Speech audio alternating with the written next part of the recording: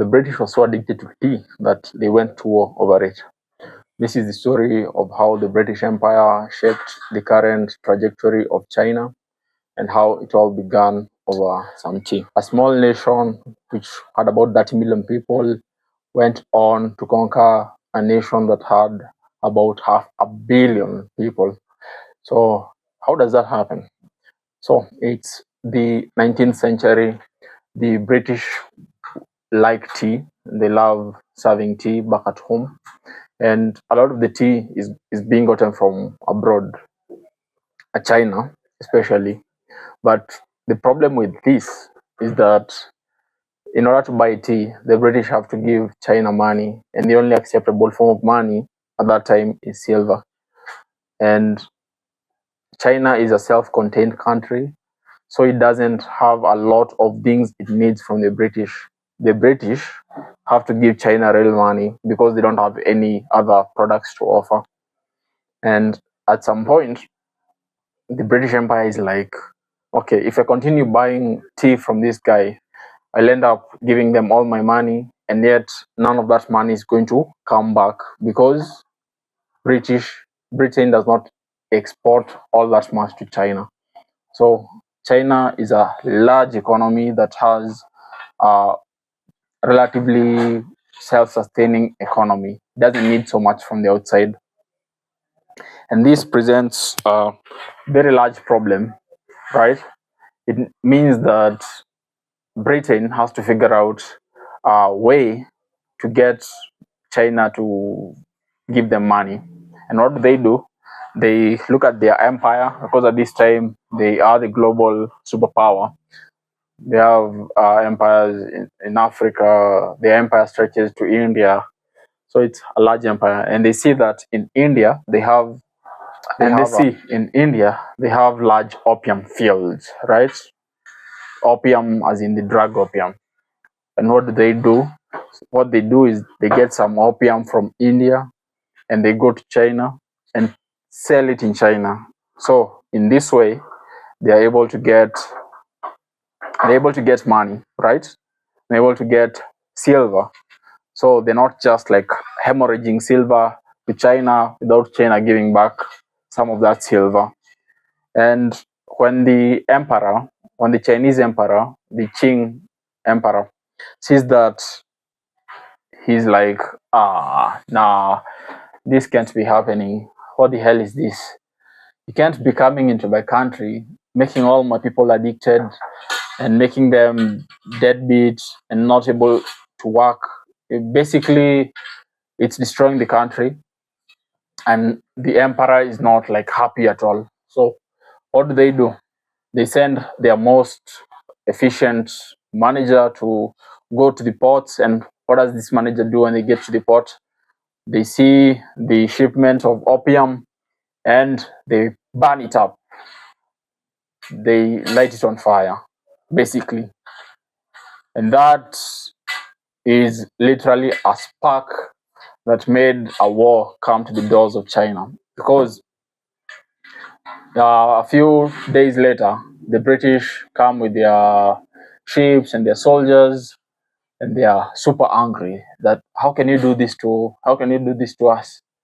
And that's the beginning of what we call the Opium Wars. Basically, they're fighting because Britain was trying to, in a way, undermine the Chinese empire, and China was retaliating against that, and there was like a massive war because of that. And what ends up happening is that China is defeated, and they can't really stand up against the British Army. Why? The British Army, Britain has been undergoing a large industrial revolution, steam engines, and they have like these massive metallic ships, which are very fast, steamships. They have like the most advanced weapons, cannons, and guns. And China doesn't have anything that can compare with the industrial might of Britain. So the war is decisively against China. And what happens afterwards is some really like large degradation in the eyes of the Chinese. So the Chinese are forced to sign a treaty which took Hong Kong. Hong Kong, the region in China, was taken by the British, which made them open up all ports of trade, which made the Chinese pay like huge fines, something in the order of 1 billion in modern dollars, and they're forced to be paying fixed tariffs instead of like tariffs the empire decides. So what this means is that you see like how a country might raise tariffs in order to encourage the local economy to grow. So the British impose like very little tariffs on their own imports. The Chinese tariffs are tiny. They're forced to make them tiny so that British pay less in order to export to China. So there are all these changes of opening up the market. All those things is just like a bad treatment of the Chinese empire. Well, it might be bad or whatever, depending on whether there is any moral considerations, but that's what happens to the Chinese. And this gives other Western powers the audacity to come and demand a similar treatment. That is, China, you got to open your ports, okay? You have to reduce the tariffs and also give us some territories within China. So all the big empire, Spain, Italy, the United States, Germany, all of them want a similar treatment and they want a part of China because China has large territory. It has like hundreds of millions of people. It has like deep agriculture. So like China is a very desirable territory. And when the British proved that China is not as strong militarily, other powers want to get in. And I think the first one of the first powers to like do this was Japan, and here is how they did it. You see, uh, Korea was both north and south, but it was Korea back then. They speak one language basically, but it's one Korea. Back then, it was under the influence of China, so it was like a territory of China. And there is an uprising in Korea. There is a local uprising in Korea at the time, and China sent their own army, and then Japan also sent their own army because Japan has been undergoing this like it was called restoration, the Meiji Restoration. So it's a modernization of Japan. Japan is adopting the industrial technologies of Western powers. So it's copying what's happening in Britain and in the United States in terms of education and industry and technology. So Japan is copying all those things and it's becoming very mighty militarily, technologically, and in terms of producing goods that are exportable. So at this point, they are expanding. So they're a very expansionist country. Not the same thing that got them in trouble during during World War II. No, they want to expand and gain territory and control the Pacific. So they want Korea for themselves right now. Okay. China has sent their army there. Japan has also sent their army there. And what happens basically, because both of them want Korea, there is a clash between China and a clash and Japan. And there is a massive fighting then, and it's a bloodbath. China is soundly defeated, and Korea and Japan also asks for more territory. It takes Taiwan, it takes Korea. Japan also asks for payment from China. So, and it also opens up ports.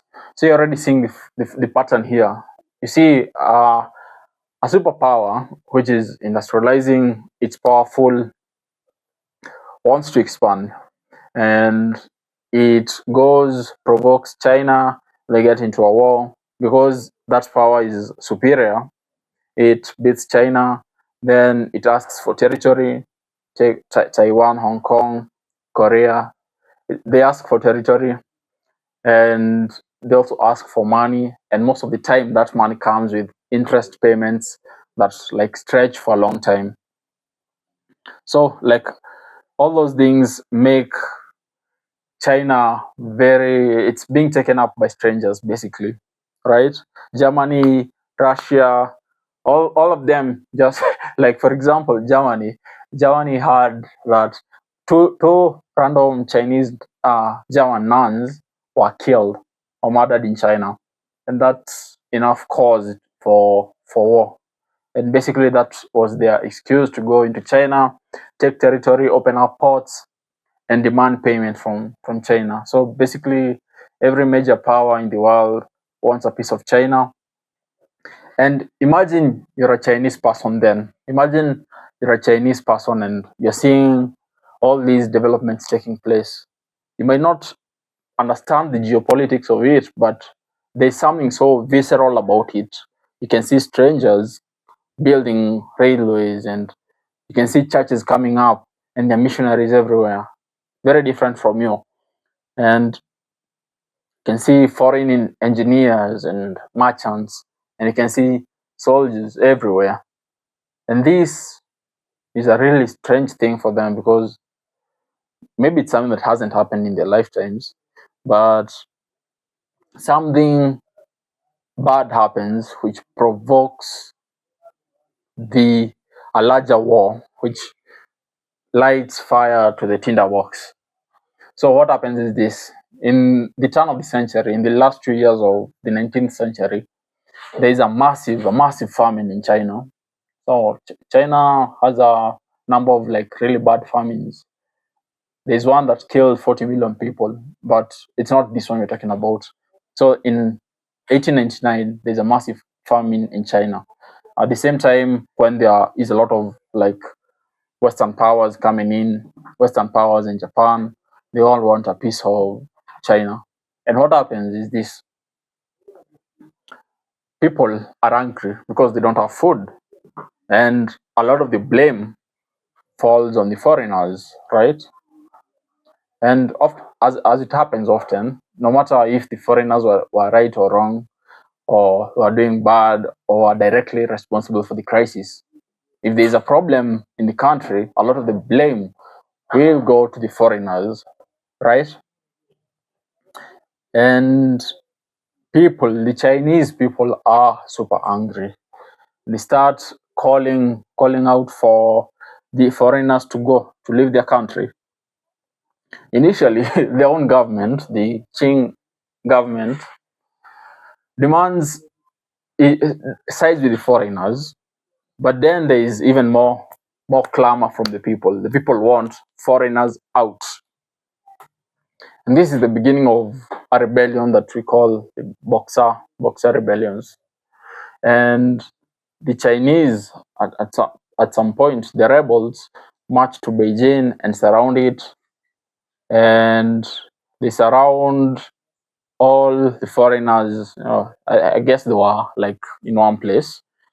And they're surrounded completely for about 55 days. So it's like a large siege, no food coming in, no supplies coming in, no nothing. It's like a very brutal siege. And what they want now, the people inside, they call out for help from their home countries. And their home countries, it's basically the G7 countries: US, Japan, Britain, Germany, Italy, as well as now Austria. So all those countries come together. Well, they might have been competitors, but they now are forced to come together in order to save their own people who are in the siege, right? And you can imagine what happens. The most powerful countries in the world at the moment, facing off China, which is like severely underdeveloped, which had also basically refused to develop. That is an interesting story because There was an emperor who tried to develop it and then was opposed. And now we have a problem. We have strong powers wanting China, and there's a war, and they make a quick job of China, and they are done, and very, very, very massive and painful concessions follow. China is forced to pay fines that are in the order of about 40 billion in modern day money. And on that money, they're also forced to pay an interest. So you can imagine that you give out money, but then you also have to pay an interest on that money. So it was about 4% from 1902 up to 1940. And that basically like ruined China. So it was so bad that some while back, United States, which had been part of the countries that had come beat China up, the United States decides that it's going to repay back all the interest paid by China and some more. And that money was what was used to fly Chinese out to go study in American universities. So it was like a brutal death many years for China. And all of this sacking of China and beating up of China, all of it laid basically the groundwork of the revolutions that were to follow. The most notable of them by Mao, who called up, who called out to the Chinese to rise up and overthrow the capitalist class and do away with foreigners, basically like a clean, hard reset of the country. Although it was like a very brutal struggle, and strengthening up of the Communist Party. So those are some we can explore those ideas, or it's a very rich story in of itself. How Mao and the Chinese Revolution, and also ironically, a few years after Mao died, there was China began opening up, and this time it did not just like open up carelessly. It opened up strategically in a way that made it even stronger. So that was under Deng Xiaoping. So I think the story of China basically is shaped by what happened in the 19th century, but also China has a very rich history stretching back to thousands and thousands of years of civilization. But to understand the modern state of China, I think it's very essential to understand what happened during the 19th century. So, what do you think? Do you think that the Western powers treated China as it deserved, or did they treat it too bad?